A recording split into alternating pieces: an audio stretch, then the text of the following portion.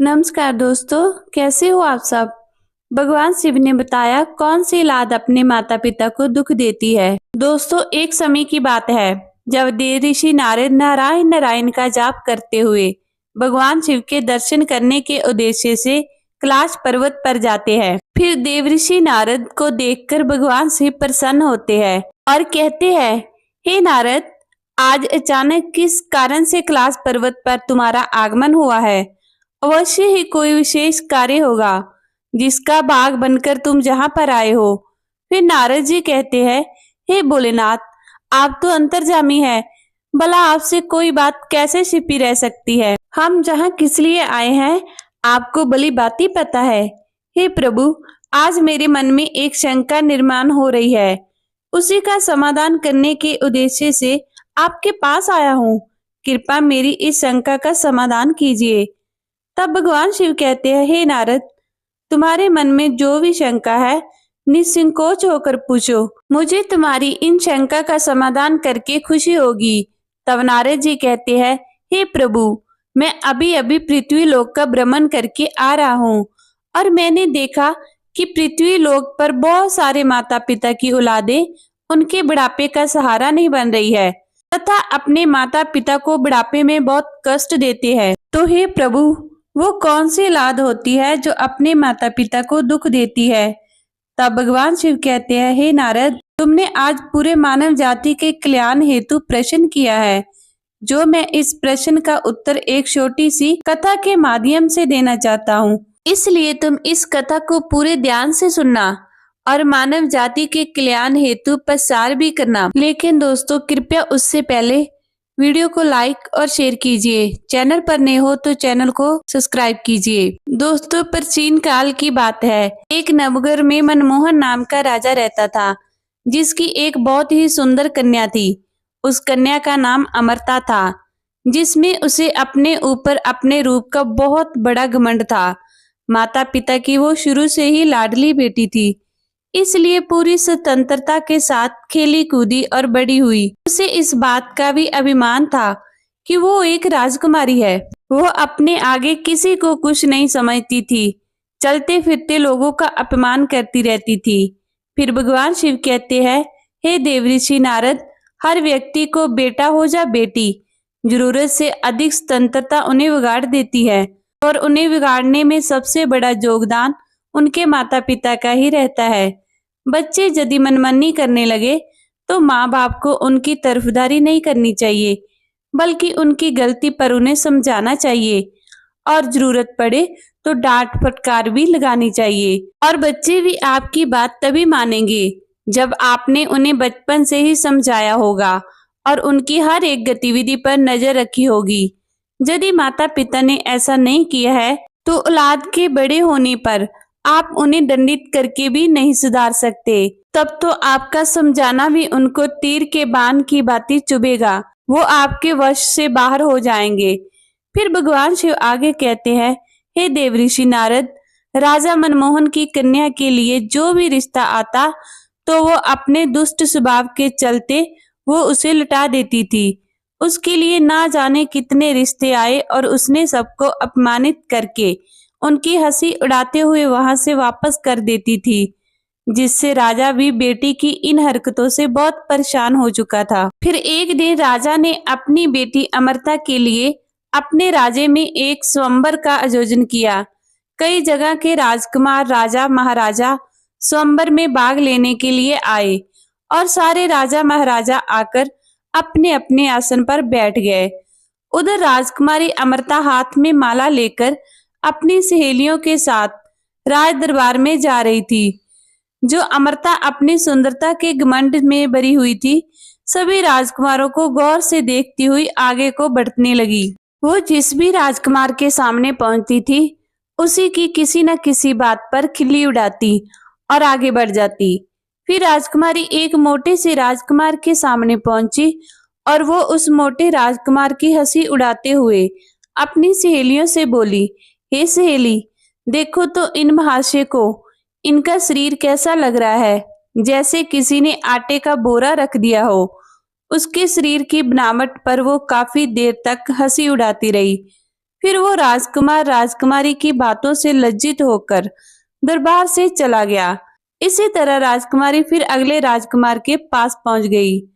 वो राजकुमार देखने में कुछ लंबा था। तब राजकुमारी अमृता ने अपने कटु शब्दों से उसे भी खूब अपमानित करने लगी। देखो सहेली, ये तो कोई खंबा मालूम पड़ता है। इसे तो किसी चौराहे पर खड़ा करके इसके ऊपर मिसाल लानी चाहिए।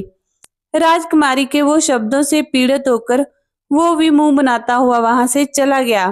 फिर एक राजकुमार की तो काफी बड़ी दाढ़ी थी।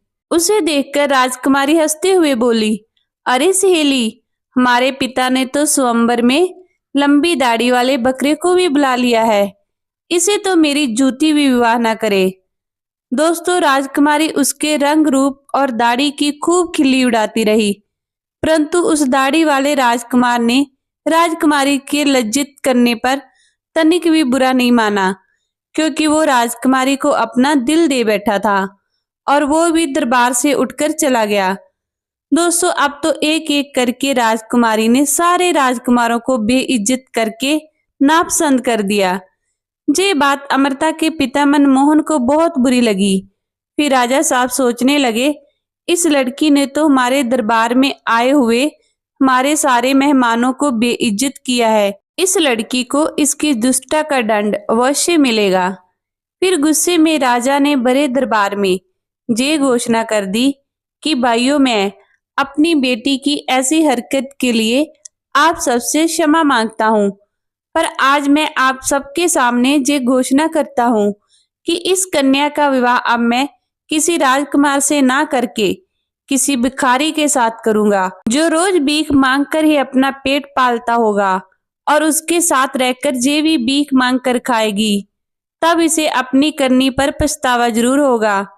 राजा की ऐसी घोषणा सुनकर दरबार में बैठे सभी राजकुमारों ने राजा की बहुत प्रशंसा करी और सभी कहने लगे कि राजा साहब, ऐसी दुष्ट कन्या के साथ ऐसा ही होना चाहिए। इतना कहकर वो सब राजकुमार राजा के दरबार से चले गए। तभी वहां से एक भजन गाता हुआ भिखारी गुजर रहा था। तब भिखारी की आवाज सुनकर राजा ने अपने नौकर को भेजकर उस भिखारी को अपने दरबार में बुला लिया। उस भिखारी की बहुत ही दयाहीन दशा थी। मैले कुचले फटे पुराने वस्त्र पहने थे। उसके हाथ में एक लोटा था, लंबी सी दाढ़ी थी। भिखारी राजा के सामने जाकर खड़ा हो गया और अपनी मधुर आवाज में कुछ गीत गुनगुनाने लगा। भिखारी का मधुर गीत सुनकर राजा बहुत प्रसन्न हुआ और प्रसन्न होकर राजा ने भिखारी से कहा, हम तुम्हें इनाम के रूप में अपनी बेटी सौंप रहे हैं। आज से ये तुम्हारी पत्नी है।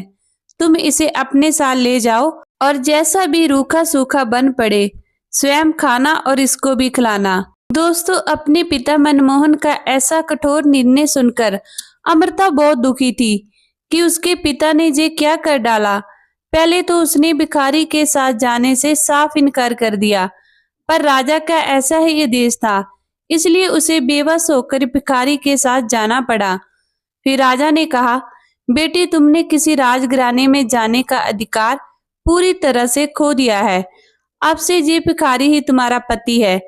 इसी के साथ तुम्हें अपना जीवन बिताना पड़ेगा। अगर तुमने इसे धोखा दिया या इसका साथ छोड़ा तो तुम्हें मृत्यु दंड भी दिया जा सकता है।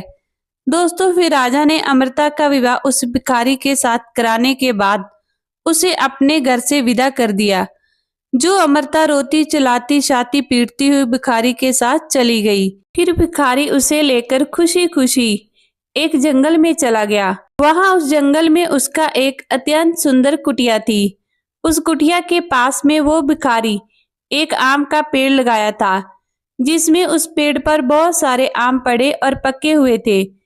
फिर राजकुमारी ने बाहर जाकर देखा तो एक बहुत ही बड़ा और सुंदर खेत है। तो अमृता ने उस भिखारी से पूछा कि ये खेत किसका है। तो भिखारी ने जवाब दिया कि हे राजकुमारी, मैंने ऐसा सुना है कि ये खेत उसी दाढ़ी वाले राजकुमार का है जिसे तुमने अपने स्वयंवर में दाढ़ी वाला बकरा कहकर अपमानित किया था। पर आपका दुर्भाग्य देखिए, और बदकिस्मती से मैं भी आपको उसी दाढ़ी वाले की तरह लंबी दाढ़ी वाला ही मिला हूँ।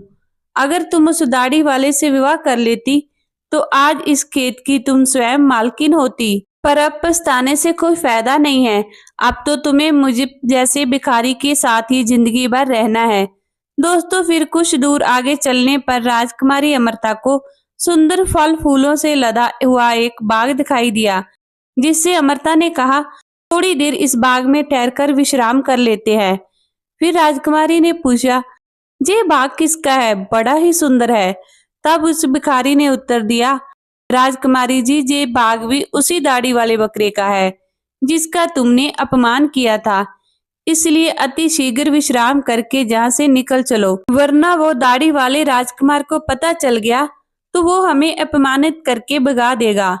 फिर उस भिखारी ने राजकुमारी से कहा, सोचो अगर तुम उससे विवाह कर लेती तो ये बाग भी तुम्हारा होता और मुझ जैसे भिखारी के साथ तुम्हें नहीं आना पड़ता, पर तुम्हारा घमंड ही तुम्हें जहां ले आया है। दोस्तों, फिर भगवान शिव देवर्षि नारद से कहते हैं।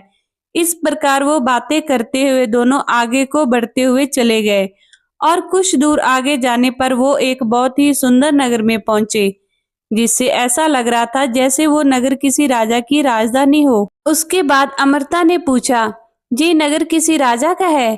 तब भिखारी ने उत्तर दिया है, हे प्रिय, ये नगर मेरी नजर से तो एक राजा का ही है, पर आपकी नजर से तो ये नगर उसी दाढ़ी वाले बकरे का है जिसे तुमने बड़ी सभा में बेइज्जत किया था।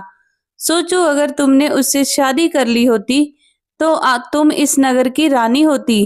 हजारों दास दासियां तुम्हारी सेवा करते, पर तुमने अपने रूप के घमंड में आकर अपनी किस्मत फोड़ ली और मुझ भिखारी के साथ विवाह करके तुमने अपनी जिंदगी को दुखों में ढकेल दिया है। पर अब क्या हो सकता है, जो होना था सो हो गया। भिखारी की बात सुनकर राजकुमारी को बड़ा पश्चाताप होने लगा और कहने लगी, काश मैंने उसके साथ विवाह कर लिया होता। भिखारी ने अमृता के मुख से ऐसी बातें सुनकर नाराज होते हुए कहा, राजकुमारी खबरदार, जो अब तुमने दूसरे पुरुष के बारे में सोचा भी तो अब तो तुम केवल मेरी पत्नी हो और मैं ही तुम्हारा पति हूँ। अब महलों के सपने देखना छोड़कर तुझे मेरे साथ मेरी झोंपड़ी में रहना चाहिए। दोस्तों, इतना कहकर भिखारी राजकुमारी अमृता को अपनी झोंपड़ी के पास ले गया, जो राजा के उस नगर से कुछ दूर एक तालाब के किनारे बनी हुई थी। उस झोंपड़ी को देखकर अमृता को बड़ा क्रोध आया और कहने लगी, ये कितनी बेकार सी झोंपड़ी है, मैं इसमें कैसे रह पाऊंगी? मैं बहुत बड़े महलों की रहने वाली हूँ और इस छोटी सी झोंपड़ी में मेरा गुजारा कैसे होगा? फिर भिखारी बोला, राजकुमारी, अब आज से यही झोंपड़ी तुम्हारा नया घर है और इसी में तुम्हें रहना पड़ेगा। तब अमृता ने पूछा कि जहां पर तुम्हारा कोई नौकर चाकर नहीं दिखाई दे रहा है, झोंपड़ी की साफ सफाई कौन करेगा? तब भिखारी ने कहा, हे राजकुमारी, ये तुम क्या कह रही हो? मैं कोई राजा नहीं हूँ, ना कोई राजा का बड़ा अधिकारी या कर्मचारी हूँ जो मेरे पास नौकर चाकर होगे। मैं तो खुद एक भिखारी हूँ। मैं तो नौकरों से भी बहुत गया गुजरा हूँ। झोंपड़ी का सारा काम अब तुम्हें और मुझे ही करना है। चलो अब तुम पहले झोंपड़ी की साफ सफाई करो, फिर मेरे लिए खाना बनाओ। मुझे बहुत भूख लगी है, मैं चलते चलते थक गया हूँ। तब भगवान शिव देवर्षि नारद से कहते हैं, अमृता को भोजन बनाना तो आता ही नहीं था, इसलिए भिखारी और राजकुमारी ने मिलकर उल्टा सीधा खाना बनाया और खाकर दोनों सो गए। दूसरे दिन भिखारी ने राजकुमारी को जगाया और घर का सारा काम करने को कहा। फिर राजकुमारी पूरे दिन काम करती रही और भिखारी की डांट फटकार सुनती रही। 2-4 दिन इसी तरह बीत गए। घर में जो कुछ खाने को था वो भी खत्म हो गया। फिर भिखारी बोला, प्रिय, अब खाने को तो कुछ बचा भी नहीं। जो कुछ मैं मांग कर रखा था वो सब खत्म हो चुका है। आगे की जीविका चलाने के लिए हमें कुछ काम करना पड़ेगा। एक काम करो, मैं तुम्हें इस आम के पेड़ से आम तोड़कर टोकरी में भरकर दे दूंगा। तुम उस आम को बाजार में ले जाकर बेच कर आना। तब राजकुमारी ने आश्चर्य से कहा, मैं आम बाजार में बेचने जाऊंगी? अगर मुझे किसी ने आम बेचते हुए देखकर पहचान लिया तो वो मेरी बहुत हंसी उड़ाएंगे, मुझे बहुत शर्म आएगी। तब भिखारी बोला, काहे की शर्म? अब तो तुम रानी नहीं हो, तुम एक भिखारी की पत्नी हो। शर्म तो तुम्हें तब लगती जब तुम उस दाढ़ी वाले की पत्नी होती और वो तुमसे बाजार में आम बेचने को कहता। अब अगर शर्म ही आती है तो फिर भूखी मरो। दोस्तों, फिर राजकुमारी बाजार में आम बेचने चली गई और एक सड़क किनारे आम रखकर बैठ जाती है और दिन भर आम बेचती रहती है। धीरे धीरे उसके आम खूब बिकने लगे। फिर एक दिन की बात है, जब राजकुमारी अमृता सड़क पर बैठी आम बेच रही थी, तभी वहां पर एक राजा का मंत्री आता है और उसने लात मारकर उसके सारे आम इधर उधर फैला देता है और बोलता है, खबरदार जो रास्ता घेर कर आम लगाए तो। उसके बहुत सारे आम फूट गए थे और उसका बहुत नुकसान हो गया था। फिर राजकुमारी को बड़ा दुख हुआ। उसने सारी बात झोंपड़ी में आकर भिखारी को बताई कि आज एक राजा के सिपाही ने उसके आम पर लात मारकर फोड़ डाले। तब भिखारी ने कहा, तुम बिल्कुल पागल हो। अगर तुम बीच रास्ता रोक घेर कर दुकान लगाओगी तो सिपाही तो आम फोड़ेंगे ही। अब तुमसे ये काम भी ठीक से नहीं होगा। तुम्हें कोई भी काम बताओ तो तुमसे ठीक से होता ही नहीं है। अब मैं जा रहा हूँ और तुम्हारे लिए कोई और काम तलाश करूंगा। फिर भिखारी राजा के एक बड़े अधिकारी के जहाँ रसोई का काम तलाश आया और अमृता से कहा कि मैंने तुम्हारे काम की व्यवस्था कर दी है।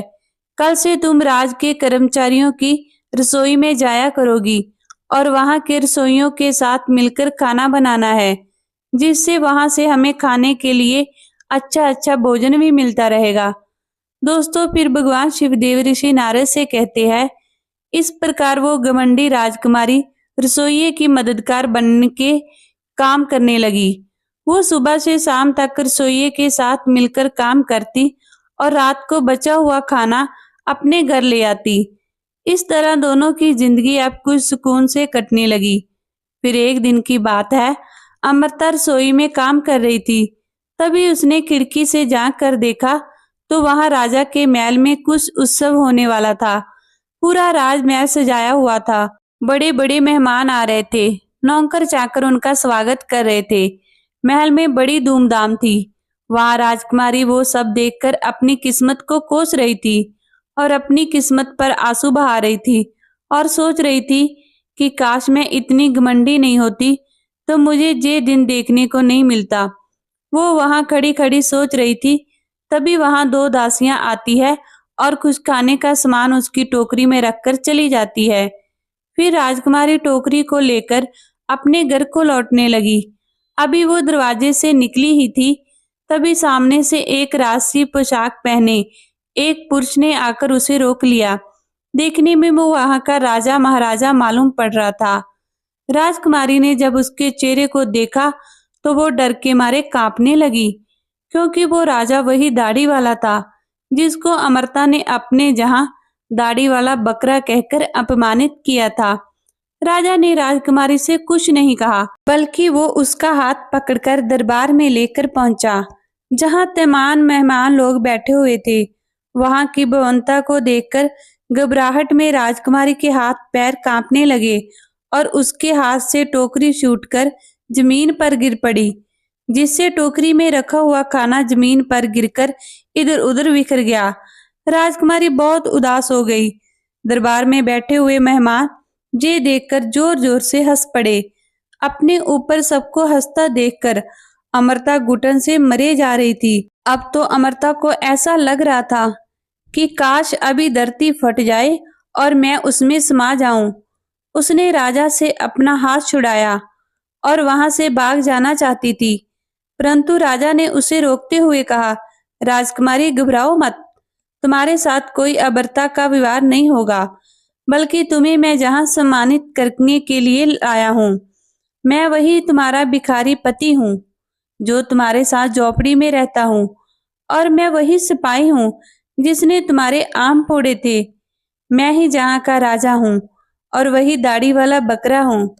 मैंने तुम्हारे साथ भिखारी बनकर विवाह इसलिए किया था क्योंकि मैं तुम्हें चाहता था, और तुम्हारे पिता की प्रतिज्ञा को ध्यान में रखते हुए मुझे भिखारी की वेशभूषा बनानी पड़ी और मैंने भिखारी बनकर तुमसे विवाह कर लिया। अब तुम्हारा घमंड भी नष्ट हो चुका है और तुम्हारे पिता की प्रतिज्ञा भी पूरी हो गई है। इतने सारे मेहमान हमारे स्वागत में आए हैं, अब मैं तुमसे सम्मान पूर्वक विवाह करूंगा। दोस्तों फिर भगवान शिव देवऋषि नारद से कहते हैं। ये सुनकर राजकुमारी को बड़ी प्रसन्नता हुई और खुशी में उसकी आंखें आंसुओं से भर गई। अब तो दासियां आई और उसे दुल्हन के नए जोड़े में सजाकर लाई और दरबार में अमृता के माता पिता भी मौजूद थे। सबने राजकुमारी को खूब आशीर्वाद दिया और राजा के साथ समस्त मेहमान की उपस्थिति में उसका विवाह हुआ। उसका सारा गुरूर उतर चुका था, वो पूरी तरह से बदल चुकी थी। उसने जिंदगी जीने का तरीका सीख लिया था। दोस्तों तब भगवान शिव देवऋषि नारद से कहते हैं, हे देवऋषि नारद, अत्यंत सुख सुविधा में पलकर मनुष्य उन अनुभवों से, उन संस्कारों से अपरिचित रह जाता है जो उसके जीवन में आगे चलकर कष्टदायक होता है। तो दोस्तों इसलिए मनुष्य को कभी भी किसी बात का घमंड नहीं करना चाहिए। परमात्मा जब तुम्हें किसी एक गुण से संपन्न बनाता है तो बाकी कई गुणों से खाली रखता है, ताकि तुम्हें जब भी कभी अभिमान हो तो तुम्हें उसका सबक मिल सके। इस प्रकार राजकुमारी उसी दाढ़ी वाले पति के साथ बड़े आनंद से रानी की तरह जीवन व्यतीत करने लगी। तो इस प्रकार से भगवान शिव ने बताया, जिसकी औलाद अपनी मनमानी करती है तथा अपने माता पिता का अपमान करते हैं और उनकी बात को नहीं मानते हैं, उसकी औलाद सदैव मुसीबत से घिरे रहते हैं। हर हर महादेव। दोस्तों उम्मीद है आपको आज की वीडियो पसंद आई होगी। वीडियो पसंद आई तो वीडियो को लाइक और शेयर करना। चैनल पर नए हो तो चैनल को सब्सक्राइब जरूर करना। कथा को सुनाते समय कोई गलती हो तो कृपया माफ करना। धन्यवाद।